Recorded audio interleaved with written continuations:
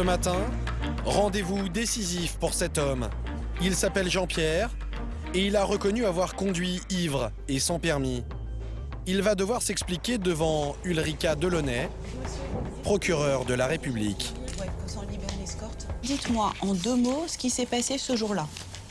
Ce jour-là, je voulais faire plaisir à mon fils. J'avais acheté une voiture il n'y avait même pas 7 jours. Oui. Et vu que j'adore la pêche et mon fils adore la pêche, Oui. et j'ai osé prendre le véhicule et partir pour aller à la pêche. Vous avez conduit sans être assuré. Oui, Et sans permis de conduire. oui. Vous avez jamais passé votre permis de conduire? Ça fait 10 ans que je suis inscrit, mais j'arrive pas à avoir mon code. D'accord. Les stupéfiants maintenant. La veille, le samedi, j'avais fumé 2 joints avec un ami dans le palier. Donc la consommation. Au lieu de comparaître dans un procès classique, où il risquait de ne pas reconnaître ses fautes, le procureur l'a convaincu de plaider coupable pour toutes ces infractions, contre une peine moins lourde. Intérim.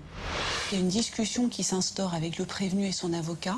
C'est beaucoup plus intime, les gens se livrent plus, disent beaucoup de choses de leur vie personnelle, ce qui permet vraiment d'adapter la peine. Et sur un plan humain et donc judiciaire, c'est beaucoup plus satisfaisant.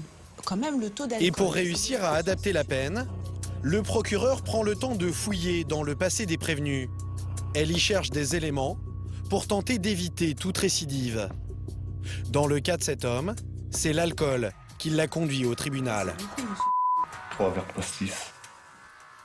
Bah, ils étaient bien chargés, ceux-là, non? Oui, maison. Maison, dose maison. Oui. Qu'est-ce qui avait justifié cette consommation ce Et jour-là? ma mère qui est alcoolique et j'ai bu avec elle. D'accord. Je vis chez ma mère. Ah, vous vivez chez elle, avec vos enfants et votre femme? Non, ma femme est toute seule chez elle avec les 2 enfants. D'accord. Vous avez 2 condamnations à votre casier judiciaire. C'est un récidiviste. Alors qu'il n'a jamais passé le permis, c'est la 3e fois que ce prévenu est jugé pour un délit routier. D'accord, sans assurance. Voilà. J'envisage de demander au tribunal... Le procureur propose une peine de 3 mois de prison avec sursis. Est-ce que vous l'acceptez? On l'avait déjà évoqué, nous l'acceptons. Elle accompagne sa décision d'une obligation, suivre une cure de désintoxication. Une peine adaptée à l'histoire personnelle de Jean-Pierre et qui devrait lui éviter de replonger. Au début, j'envisageais une peine d'emprisonnement avec sursis simple, mais avec les éléments qu'il m'a donnés aujourd'hui à l'audience et toutes les explications, je trouve que c'est plus pertinent de le faire suivre pendant 2 ans par un juge d'application des peines pour qu'il justifie de son obligation de soins. Pour éviter que certains chauffards comme Jean-Pierre ne deviennent de grands délinquants de la route, la justice a inventé un dernier dispositif. De loin, le plus spectaculaire. À Marseille, le tribunal propose aux jeunes délinquants, dès leurs premières infractions, de suivre un stage dans une clinique de la ville.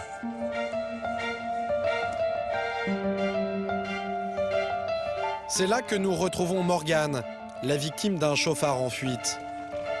La jeune femme tétraplégique va recevoir les jeunes. Je vais essayer de leur faire passer un message, qu'ils essayent de comprendre que la vie, ça tient qu'à un fil et qu'il ne faut pas jouer avec, quoi.